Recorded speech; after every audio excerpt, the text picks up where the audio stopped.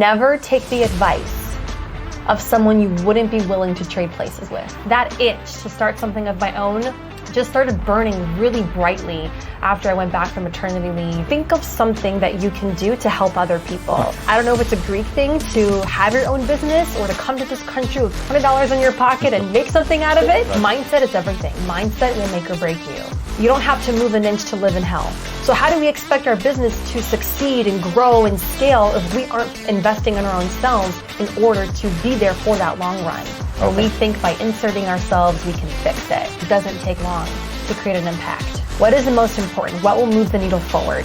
And if it's not working, don't be afraid to shift gears. Welcome to another episode of the Transform Podcast. If you're looking for actionable advice on how to transform your health, wealth, and relationships, just come to the right place. So please subscribe. Extremely excited to be here today with Eleana. Yeah. Thank you for being here in the podcast. Really appreciate you. And why don't you tell me a little bit more about you? Absolutely. Well, thank you so much for having me on the show. I am, how do I describe myself in a few words? I am someone who just never fit into a box. So, beautiful. I'm Florida born and raised. Not many people are Florida natives, but I'm one of the few. Myself included. I'm not Florida based. Yeah. Well, I consider myself being from the more humble side of Florida, on the Clearwater, Tampa side. Good. But then I came here about 10 years ago, went to FAU, so I'm a humble owl. And then found myself in a lot of startup environments. I really loved the journey of entrepreneurship and starting something from scratch and learning how to solve a problem and provide that solution to those that could really benefit from that. And then from there, I found myself starting up a new market in the corporate realm, in corporate finance, actually. And what really drew me to that opportunity was starting something from scratch, building up a market, building up the client base, the referral partners, and all of that network. And then I became a mom. And that could change your life. Life changes in an instant when you become a parent. And that itch to start something of my own just started burning really brightly after I went back from maternity leave. And soon enough, it wasn't long after my husband took out my own equipment for my own podcast and started that journey. And that was about 7 months ago. So very cool. That was amazing. And then we started our own business, and now we're on this path of building up our own portfolio. Tell me more about your podcast. What are you trying to accomplish there? Yeah. So my podcast is Elevate Your Life with Eleana Palomino. And that passion it ignited in me when I was 17 years old, actually. I did a pageant, never did a pageant in my life before. And what I did during that year as I reigned as Miss Teen America in 2012 was I started speaking to schools, youth groups, partnering with at-risk youth organizations like foster care organizations, and really recognizing the impact you can make on a child's life can change quite literally the trajectory of their life. Absolutely. And so the premise for my podcast is to empower women through solo episodes, sharing my life's journey, lessons I'm learning, experiences I'm having through motherhood, life, business. I bring on very inspirational guests that share their journeys as well, whether it be through their programs now and platforms. And it's just a way to inspire women and show them what's possible. That it's incredible. Some of that we share here together, right? I'm doing something similar, so I could definitely relate. Tell me about growing up, the stuff. How do you get involved into entrepreneurship, business? What led to that passion? So I come from a family of all entrepreneurs in their own way. Everyone in my family is Greek also, so I don't know if it's a Greek thing to have your own business or to come to this country with $20 in your pocket and make something out of it. That's amazing. For yourself. But my grandfather has his own business, very successful. My stepdad his own business, my father his own business, and so that mentality was exposed to me very early on to think of something that you can do to help other people and to not put yourself in a box, right? As I mentioned as we first started, and to have the freedom when you work for yourself. Now, you might work 3 times as hard, right? You don't get to go clock out at 5 and go home and sleep good at night, but there's a sense of accomplishment, there's a sense of impact, and a sense of ownership you have over your time and how you can grow and flex with your own business. So that's where it started. And a big sense of pride too, right? Creating something new. Yes. That's so cool. Tell me about Elevate. You and I are collaborating together on Elevate 2024. Tell me, how did you get involved? What are some of the value you intend on providing at the event? Tell me more about that. Yeah, so I'm really excited for Elevate. I know we all are gearing up for it. Alex is putting on an incredible event, and that's where it started. It started with meeting Alex, and we just think we're immediately drawn to each other. She has an energy about her that you either love or okay, I'm not ready for that just yet, right? Because she's powerful, she's confident, she knows who she wants to meet, and we really aligned with that. So it was a perfect fit to be part of Elevate. And the value I'm going to be bringing, it comes down to, you're in business for the long game. Of course. Right? Business is a long game. Whether you're working for someone, you're working as part of a company, or it's a company of your own, you're in it for the long haul. However, we don't treat our own selves with the priority, care, or respect to sustain ourselves for that marathon of the long run. So how do we expect our business to succeed and grow and scale if we aren't investing in our own selves in order to be there for that long run success? And the way I'm going to be teaching that is through how to charge yourself energetically, like how to charge your energy to sustain for the long run, and how to break that cycle of burnout, right? So if you're constantly drained, depleted, how could you perform in your How could you business? perform, right? How do you show up for your clients with the best energy? How do you show up to your family at the end of the day for the best energy? Aren't you doing it for them anyways? Quite interesting. As a matter of fact, I guess I'm one of the people that battle with this, that I am a high performer at my job, but then I get home and I'm dead, right? So some of the tools to balance out your life. Exactly. I love it. I love it, and really can't wait to watch you at Elevate. That's going to be incredible. By the way, shout out to Alexandra. We invite you to Elevate. I think this event will help you elevate your life and help you bring transformation to what you do. So we'll see you there. Tell me about some of the struggles you faced and the way that you've overcome the struggles. Mindset is everything. Mindset will make or break you. I like to follow James Clear, if you're familiar with him, Atomic Habits. Yeah, of course. It's a very powerful book. And I'm subscribed to his email newsletter. And each week he sends you a 3-2-1 newsletter. 3 ideas from him, 2 quotes from other people, and a question to ponder on. And the quote, one of the ideas this week was, you don't have to move an inch to live in hell. It's your mentality. You just focus on what you lack and you're already in hell. You don't have to go, you don't have to move to a different country to experience heaven. It's what you're fully abundant in and have right now in this moment. So some of the struggles we've experienced and having to overcome is truthfully, how are you showing up and thinking about them? And I use parenthood as the best example because I can't control my toddler's reactions and his emotional outbursts. I can only control myself. And I've learned the best thing to do is to not react. Because when you react, you're no longer in control.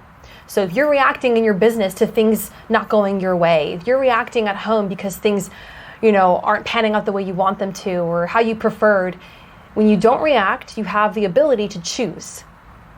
How are you going to respond? Or simply take a step back and watch the situation solve itself. Because most problems don't need you to insert your opinion. They work themselves out on their own. That is quite a concept. So why is it so hard for people to do that? Why is it so hard to not react? Because we are constantly trying to fix things. And we think by inserting ourselves, we can fix it. And that's just the way our mind works. So how can we do better? Pausing, breathing, taking a second, taking a moment. As someone who is a doer, is a helper, is a rescuer, you constantly want to insert yourself to what can I do? What can I do? And oftentimes, the problem will resolve if you just take a step back and just watch where the cards fall. And then you can see, okay, now I see how I can best utilize my energy to insert myself here. Just that pause. Pausing is important. A lesson that I'll take from this podcast today. Because I'm impulsive, right? I'm the guy that's always going, and sometimes it doesn't lead to the results I want. So I think you gave me a very insightful thing. I mean, I understand the concept, So I know everything in life aside from mindset. You said mindset is everything. Mindset is everything. So understanding things is important. But I think where most of us lack, it's in the execution of applying the knowledge. Correct. So I'll take it home, digest it, and definitely try to implement it, which is really hard for me. Pausing and just letting things, sort themselves out. That's where I struggle. It's a daily practice. Every day you get the chance to reset. And I use parenthood as the best example because your kids are going to love you no matter what. True. And you may feel bad for how you showed up for the situation that you could have done different or better, or allowed them to figure it out themselves. But tomorrow's a new day and you get to show up and try again. True. Very true as well. Tell me about some of your passions. You've taken me, to many facets of your life, but what are the stuff that maybe you like to do for fun? Well, I love the outdoors. I'm a big nature person. I think nature is very healing. Yeah. So I love nature. I also love giving back. I'm huge into philanthropy, and so is my husband. He's an Army veteran and is always giving back to his vets and his community. And I do the same with young women, teenagers, girls, and things like that. Yeah, very important, by the way, giving back. Does it feel better to give back than to receive in your experience? For me personally, yes. I love to know that anything I'm doing, whether it be living by example or sharing an experience, can have a positive impact on somebody. And like I said earlier, quite literally change the trajectory of their life. Yes. Because if you can help someone make one better decision and it gave them the outcome that they felt, made them feel more alive, more connected, it made them feel good about themselves. Yeah, more capable, confident, empower, all the things, then I did a good job. Yeah, the reason why I asked you that question is because I'm a firm believer in giving back. As a matter of fact, I've had these experiences where I go to serve lunch or, teach kids financial literacy. And what I've realized is that by giving this minimal sometimes, right? Because what does it take to go and serve lunch? Right. Doesn't take a lot, but it reminds you of how lucky you are. And some of the stuff that you take for granted, such as a warm lunch, right? So giving back is an opportunity to receive while you give.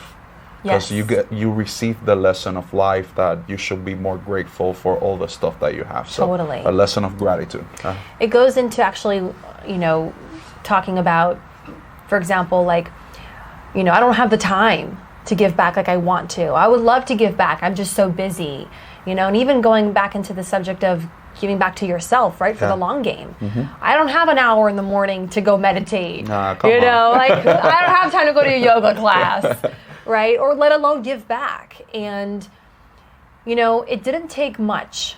I like to use the parenthood example because I recognize if I just take 5 minutes with my son, present connection, no phone, not distracted, I'm not doing 3 things at the same time, it's just him and I. Yeah. That connection takes me through the rest of the evening, right? It goes a lot farther. Yeah. And so that's a great example of, taking 2 minutes to plug in, or even quite literally 30 minutes or an hour for that lunch on there with those kids. I did that for a local foster care organization.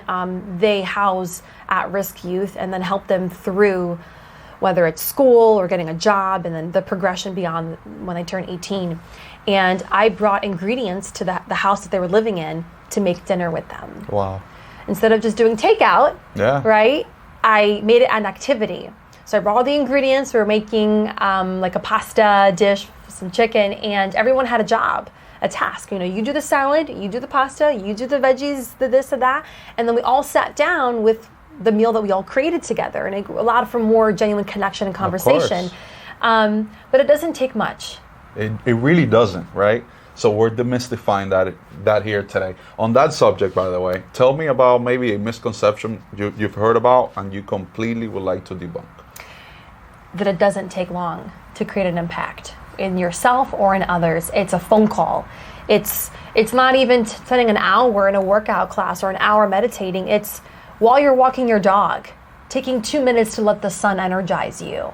While you are, getting ready in the morning. It's listening to a podcast that's going to educate you and bring value to your day and get you pumped. It's what can I do, or where can I reallocate my time? Instead of scrolling for 30 minutes, what can I do instead that would actually give back to me? Because so much of our day is we're consuming. Yes. And that's draining. Yeah. And we're also giving, which is draining. So what are you doing that's going to be giving back to you and receiving? Quite interesting. Quite interesting perspective, by the way. You're challenging a lot of my own beliefs. So very cool. Very cool. What is the future? What does the future hold for you? What's coming next? Well, besides Elevate that we have coming up in our near future here, we have a couple of podcast interviews. We have a lot of growth in our business taking place. We're also going to North Carolina for spring break. Very cool. Staying in a cabin. We're looking forward to some R&R time with the family. And that's what it's about, balance, right? Yeah, absolutely. This is, I guess, my favorite portion in the podcast, because it's where we demystify a lot of the things that people believe out there, that you reach overnight success. Usually that doesn't really happen. So tell me maybe about some of the failures before we conclude here today. It is a lot of trial and error. When you're launching something, when you're starting a new business, financially, if you're starting your own business and it's your own thing, you have to manage your finances really well and know what is priority right now.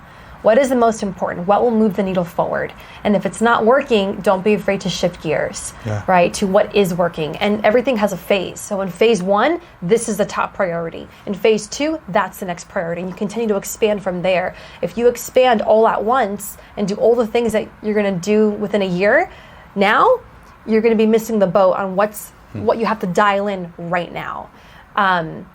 The second thing I'd say is systems and processes. Don't be afraid to have time blocks for yourself.